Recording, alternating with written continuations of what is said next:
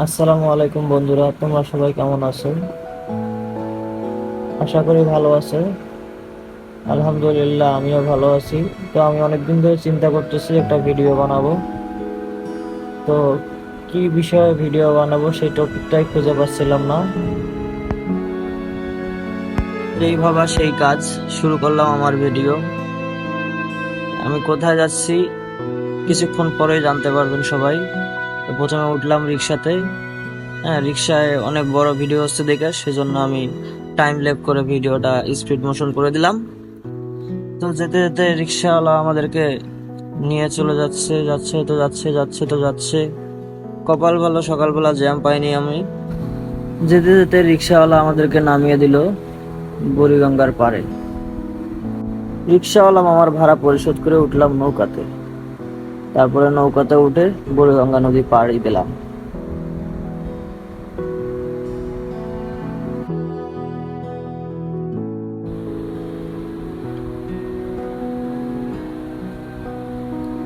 নৌকা এসে ভিড়ল সোয়ারি ঘাটে।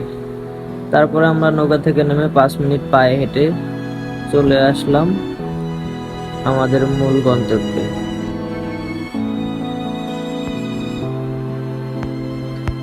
গন্তব্যটা হলো, আমি এসেছি আমার কারখানায়, যে আমি কি কাজ করি সেটা দেখানোর জন্য। এই যে আমার 2 সহকর্মী, ওনারা আমার সাথেই কাজ করেন। তো এখন সকাল 9টা 5 মিনিট, আমার কাজ শুরু হয়ে গেছে।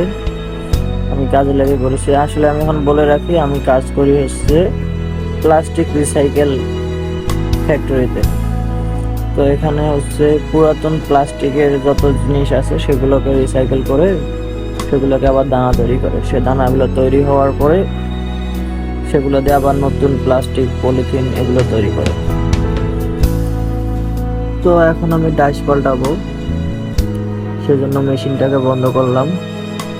ডাইস পাল্টাবো বলতে, প্লাস্টিকের যে কাঁচামালগুলো আছে সে কাঁচামালগুলোতে ময়লা থাকে, সেগুলোকে নেটের মাধ্যমে ফিল্টার করতে হয়, অর্থাৎ পরিষ্কার করতে হয়, সেগুলো যাতে দানার সাথে না যায়। সেগুলো দানার সাথে গেলে ঠিক মতো প্লাস্টিক কিংবা পলিথিন হবে না। তো এখন আমি ডাইস পাল্টাচ্ছি। নেটগুলো আমি দিলাম, নেট লাগালাম, এগুলো নেট। তারপরে ডাইস লাগিয়ে এখন চেক করব যে গোড়ায় মাল জমাট বেঁধে আছে কিনা। এইগুলো পরিষ্কার করার পরে তারপরে প্লাস্টিকের কাঁচামাল মেশিনে দিয়ে এখন আমরা মেশিন চালু দেব। মেশিন চালু দেওয়ার সময় লেবাররা আসলো মাল নেবে বলে, ডেলিভারি যাবে সেজন্য। তো আমি মেশিন চালু, লেবাররা মাল নিতে থাকলো, আমি আমার কাজ করতে থাকলাম।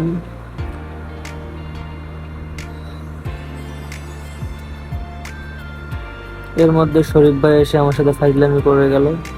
তো উস্তাদে আসলো, মাল দেখলো ঠিকঠাক মতো মাল হচ্ছে কিনা। দুজনেই আসলো, দেখলো, হয়তো বা কিছু একটা বললো, যদিও আমি শুনতে পারিনি। এই যে এগুলো হচ্ছে নেট। এই নেটগুলো হচ্ছে যে ময়লা পরিষ্কার করার জন্য। এটা হচ্ছে এইচডিবি মাল, শক্ত বিধায় এগুলো নেটকে অত অতিক্রম করতে পারে না, ময়লা পরিষ্কার খুব সহজেই হয়। সেগুলো এগুলোতে 8টা করে নেট দেওয়া হয়। আর যেগুলো অনেক নরম মাল, নেট ভেদ করে চলে যায়, তো এগুলোতে আমরা এরকম ফিল্টার দিয়ে থাকি। এই ফিল্টারটা দিলে কি হয়, যত ছোট বালুকণা হোক না কেন সেগুলো আর দানার সাথে যেতে পারে না। আর এগুলো দানার সাথে ময়লা গেলে তখন বড় মেশিনের সমস্যা হয়। পলিথিন কিংবা প্লাস্টিকের কোনো কিছু বানাতে গেলে তখন সমস্যা হয়ে যায়, তখন আর ঠিকঠাক মতো মালটা হতে চায় না। এই যে আজিজুল ভাই এই প্লাস্টিকের ইয়েগুলো কাটতেছিল, এগুলো হচ্ছে চাপটি। চাপটি বলতে, হ্যাঁ, যেগুলো পলিথিনে বেশি ময়লা থাকে সেগুলো দিয়ে দানা তৈরি করা সম্ভব হয় না, তাই চাপটি তৈরি করা হয়। সে চাপটি কাটিং করে তারপরে এইচডিপি দানা তৈরি করা হয়। আর এই যে এটা হচ্ছে চাপটি, এত শক্ত যে একজনের মাথায় যদি মারা যায় তাহলে সেটা তার মাথা ফেটে যাবে। এগুলো কাটিং করে গরম করে তারপরে বাইরে বের করে আনা হয়।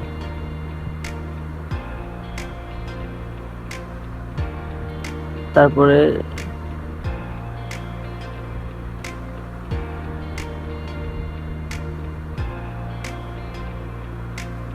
এই যে দেখুন কিভাবে এই মেশিনের মধ্যে দানা তৈরি হওয়ার পরে আমরা 25 কেজি করে বস্তা প্যাকেট করি। প্যাকেট করার পরে মুখগুলোকে ভালোভাবে সেলাই করে যাতে না পড়ে যায়, সেলাই করার পরে রেখে দেই। এভাবে 3 ঘন্টা কাজ করার পরে 12:52 অর্থাৎ 1টা বাজে। 2 hours later. এখন 3:04 বাজে। তো এখন 3টা থেকে 4টা পর্যন্ত আমাকে একাই ডিউটি করতে হবে। তো এখন আমি কারখানায় একাই রয়েছি।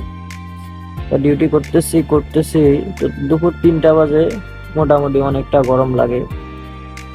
তো বর্তমান সময় যদিও ওয়েদার একটু ঠান্ডা, কিন্তু তবুও গরম লাগতেছিল অনেক। তো আবারও ডাইস পাল্টানোর সময় হয়ে গেছে, ডাইস পাল্টাইছিলাম।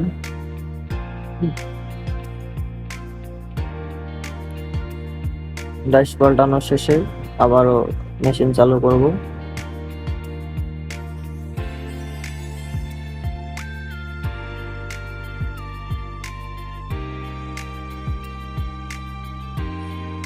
তো এখানে বলে রাখি, আমি 1টা বাজে লাঞ্চে যাই, 3টা বাজে আসি।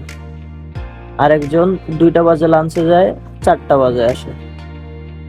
আর শেষে আরেকজন 3টা বাজে লাঞ্চে যায়, 5টা বাজে আসে। তো আমি যখন 1টা বাজে যাই, 3টা বাজে আসি। তারপরে মাঝখানে আরেকজন, উনি 2টা বাজে যায়, 4টা বাজে আসে। আমি যখন 3টা বাজে কাজে লাঞ্চ শেষে আসি, তখন 3টা বাজে আরেকজন খেতে যায়।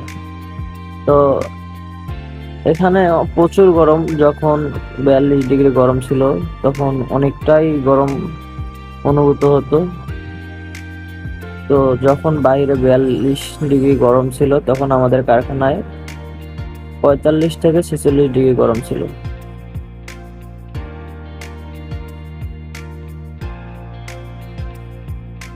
এতটাই গরম যে সে সময় আমার গাটা ঘামে ভিজে গেছে।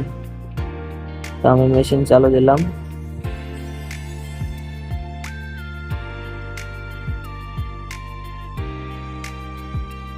তো আমি ভিডিও চালু রেখে কাজ করতে শুরু করলাম। তো তখন আমার ফোনে ওয়াইফাই চালু ছিল, প্লাস ভিডিও ছিল, আর ঘরেও অনেকটা গরম। তো দেখে বুঝতেছেন, আমার শরীর দেখে বুঝতেছেন ঘেমে গেছে পুরো শরীর।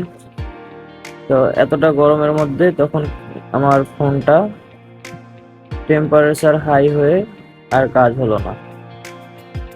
আমার ফোনটা আর ভিডিও করতে পারছিলাম না। তো আমি কি ফোনের টেম্পারেচার কমে যাওয়ায় ফোন ঠিক হয়ে যায়। তো তাও আমার ভিডিও করা সম্ভব হলো না। 6 ঘন্টা ডিউটি করার শেষে এখন বাজে রাত 9টা। তো আমাদের ডিউটি শেষ, রাতে ওনারা ডিউটি করবেন রাতের 9টা থেকে সকাল 9টা পর্যন্ত। এই যে শরীফ ভাই, বাচ্চু আঙ্কেল। তো আমাদের ডিউটি শেষ, এখন আমরা রওনা দিলাম বাসার পথে।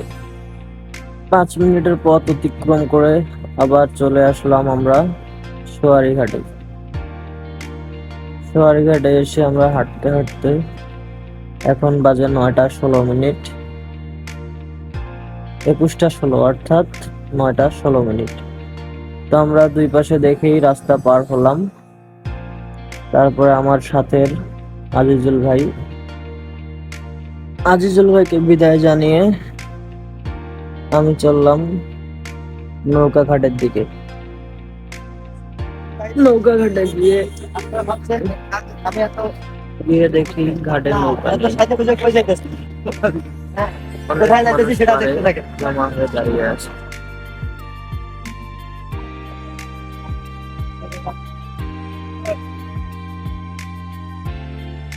তো ওনাদের সাথে আমিও দাঁড়িয়ে থাকলাম।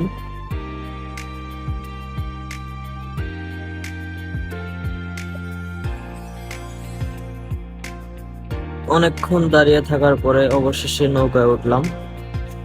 তো নৌকা পাড়ি দিয়ে আবার চলে আসলাম আমরা ফেরিঘাটে। ফেরিঘাটে আসার পরে আবার আমরা রিক্সা নিলাম, রিক্সা নিয়ে আমাদের গন্তব্য এখন বাসার পথে। তো এভাবেই চলতে থাকে আমাদের প্রতিদিন, এটাই আমাদের রুটিন। সকালে কাজে যাও, রাতের বেলা আসো, আবার নাইট ডিউটি করলে রাতের বেলা যাও, সকালবেলা আসো। তো বন্ধুরা, আমার ব্লগটা আজকে এখানেই শেষ করতে হবে।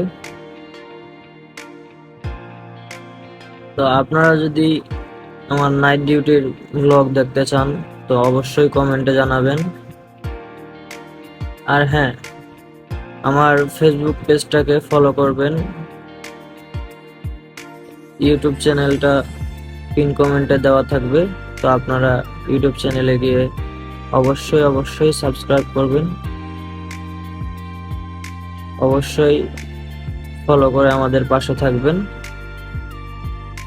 তো এই বলে আজকে বিদায় নিব, দেখা হবে অন্য কোনো নতুন ভিডিওতে।